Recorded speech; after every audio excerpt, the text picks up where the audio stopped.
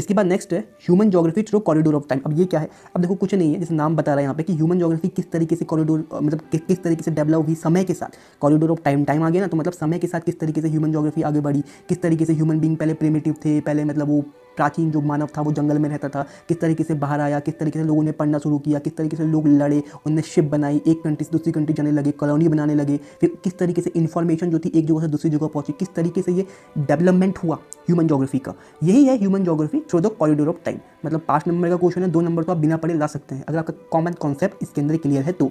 Human geography through the corridor of time क्या है, the process of adaptation, adjustment and the modification of environment started with the appearance of human being over the surface of earth in different ecological niches।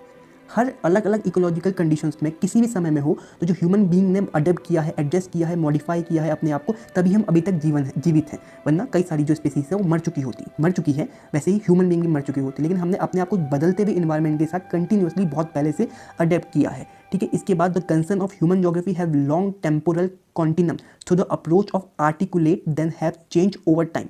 ठीक है, जो concern होता है human being का वो समय के साथ टेम्पोरल एक टाइम के साथ क्या होता है, चेंज होता है। जो अप्रोचेस है वो क्या होती है, समय के साथ चेंज होती रहती है। कि ह्यूमन बीइंग का जो अप्रोच है ह्यूमन ज्योग्राफी का वो कभी भी एक जैसा नहीं रहेगा, वो चेंज होता रहता है। ठीक है, चेंज होता रहेगा कॉरिडोर ऑफ टाइम के साथ। अब इसके आगे थोड़ा एग्जाम्पल देख लेते हैं तो थोड़े बड़े वर्ड हो गए, जैसे temporal time related, temporal continuum, ecological नीच। ठीक है, अब सिंपल लैंग्वेज में समझ लेते हैं जो इसके आगे गिवन है, काफ़ी ईजी है, एनसीईआरटी की ही है। Earlier there was little interaction between the different society and the knowledge about each other was limited। पहले के समय में जो लोग थे वो अलग अलग ट्राइब्स थे, वो अलग अलग लोकेशन में रहते थे, और क्या था उनके बीच में जो नॉलेज का जो इंटरचेंज था बहुत कम था। ठीक है, इंटरेक्शन ही उनके बीच में बहुत कम था। बट क्या हुआ, after some time travellers, explorer, कुछ लोगों ने ढूंढना शुरू किया नई जगहों को, वो निकल पड़े वो एक में तलाश में, शिप बनाई उन लोगों ने, फिर इन्फॉर्मेशन को दूसरी जगह तक पहुँचाया। ठीक है, disseminate information about the area of their visit. ठीक है, navigational skill were not develop and voyages were fraught with dangers. ठीक है, उन्होंने बहुत मुश्किलों का सामना करते हुए वोएक में निकले, समुद्री यात्रा में निकले। ये कुछ वर्ड को याद रखना, ठीक है, जैसे वोएक वगैरह है, कभी कुछ आ जाता है तो। ठीक है, जो एनसीईआरटी में जितने भी वर्ड गिवन है उनको मार्क करके उसमें लिख लेना उनकी मीनिंग को। इसके बाद क्या हुआ, बहुत मुश्किलों का सामना करते हुए आगे बढ़े। फिर धीरे धीरे लेट 15वीं सेंचुरी तक का क्या हो गया कि वो लोग बहुत ज़्यादा तेज़ी से एक्सप्लोरेशन के लिए निकल चुके थे यूरोप से बाहर को।